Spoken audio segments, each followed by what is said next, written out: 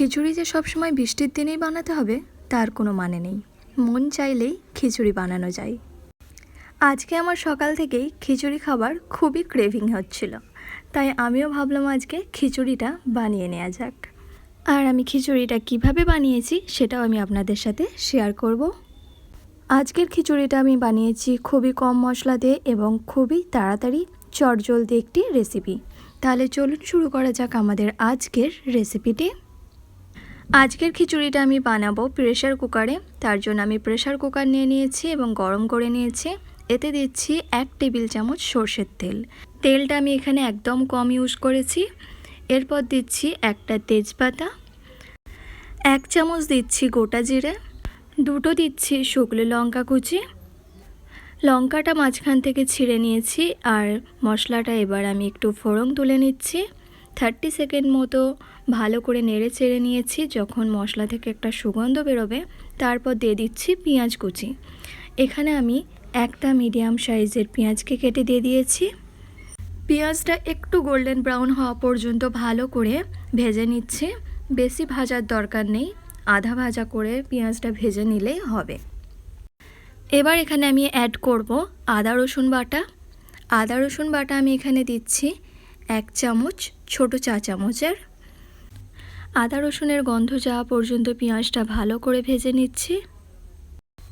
পেঁয়াজটা যাতে তলায় পুড়ে না যায় তার জন্য অল্প পানি অ্যাড করে দিচ্ছি। পানি দিয়ে ভালো করে আরও একবার নেড়ে দিচ্ছি।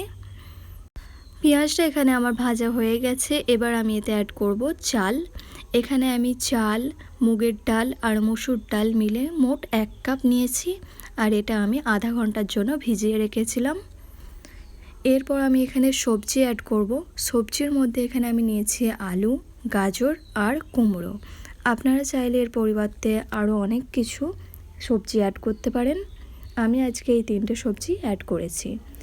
2 থেকে 3 মিনিট চাল, ডাল আর সবজিটা খুব ভালো করে কষিয়ে নিচ্ছে। আর তলায় যদি ধরে যায় তাহলে অল্প অল্প পানি অ্যাড করবেন। এবার এই চালেতে আমি মশলা অ্যাড করব।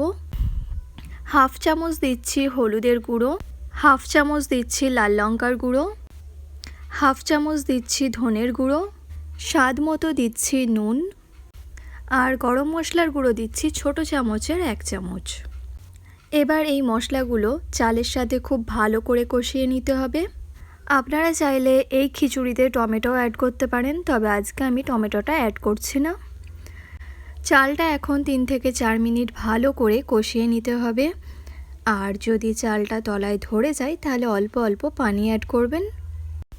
আমি এখানে অল্প পানি অ্যাড করে চালটা আবারও ভালো করে কষিয়ে নিচ্ছি। চালটা এখানে আমার ভালো করে কষানো হয়ে গেছে। এবার এতে আমি পানি অ্যাড করব। আজকে আমি এই কাপ দিয়ে চাল ডালটা মেপে নিয়েছিলাম। এই কাপেই মেজার করে আমি পানিটা অ্যাড করে দিচ্ছি। আর এখানে আমি মোট পানি দিচ্ছি 3.5 কাপ। যেহেতু এটা ঘরোয়া চাল তাই আমি এতে একটু পানির পরিমাণটা বেশিই দিচ্ছি। এবার এই চালটা ভালো করে পানির সাথে মিশিয়ে নিচ্ছি। আর পানিটা দেবার পর অবশ্যই নুনটা একবার চেক করে নেবেন। এবার আমি প্রেসারের ঢাকনাটা দিয়ে 4 থেকে 5টা সিটি তুলে নিচ্ছি। এখানে লাস্ট সিটি পড়ে গেছে। এবার চলুন দেখা যাক আমাদের আজকের খিচুড়িটা কেমন হয়েছে। এই যে দেখুন, খিচুড়িটা একদম পারফেক্টভাবে সিদ্ধ হয়েছে আর পানির মেজারমেন্টটাও একদম পারফেক্ট ছিল। এখানে আমি আপনাদেরকে চালটাও দেখাচ্ছি কত সুন্দর সিদ্ধ হয়েছে। এই যে দেখুন, চালটা খুব ভালোভাবে সিদ্ধ হয়ে গেছে। চলুন এটা এবার পরিবেশন করে নেওয়ার পালা। তাহলে দেখলেন তো কত কম সময়ের মধ্যে একদম ঝটপট তৈরি হয়ে গেল আমাদের আজকের প্রেসার কুকারে খিচুড়ি রেসিপিটি। সময় সাপেক্ষে এরকম দেখা যায় আমাদের একদমই রান্না করতে ভালো লাগে না, তখন এর জন্য 1 পট মিল হিসাবে এই রেসিপিটা একদম পারফেক্ট। এই খিচুড়িটা আপনারা ব্রেকফাস্ট, লাঞ্চ, ডিনার যখন ইচ্ছা বানিয়ে খেতে পারেন।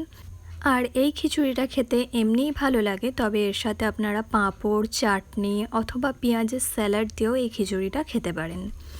আশা করছি আমার আজকের রেসিপিটি আপনাদের ভালো লেগেছে। ভালো লাগলে অবশ্যই একবার ট্রাই করার অনুরোধ রইল।